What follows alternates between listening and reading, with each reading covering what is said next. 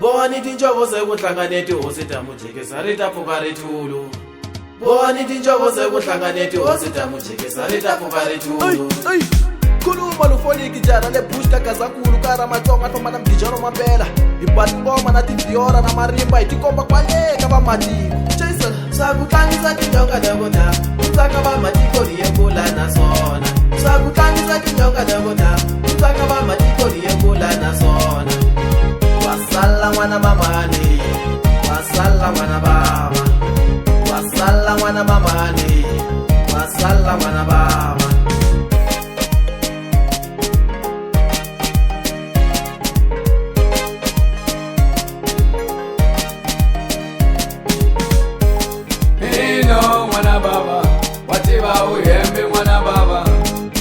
Mutlangisa tinjonga ileswi nga kula hi swona ina lufoniki wativa uhembe n'wana bava wativa ku tlangisa tinjonga ileswi nga kula hi swona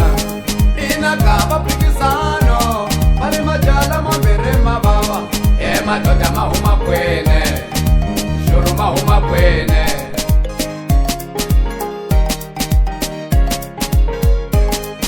kava phikizano mali majala mambirhi mavava madoda mahuma kwene xuru mahuma kwene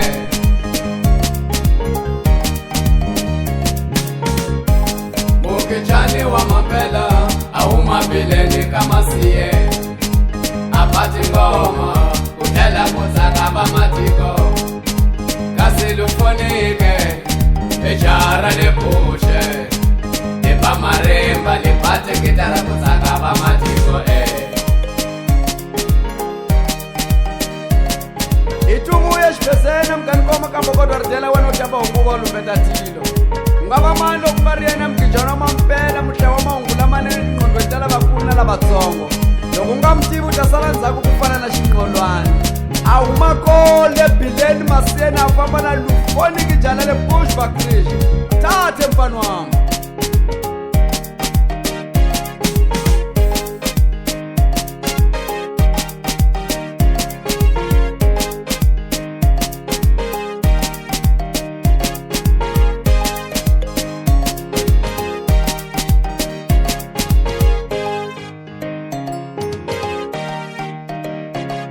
sakutlangisa tinjonga dokota utsaka va matiko liyekula nasona sakutlangisa tinjonga dokota utsaka va matiko liyekula nasona sakutlangisa tinjonga dokota utsaka va matiko liyekula nasona sakutlangisa tinjonga dokota utsaka va matiko liyekula nasona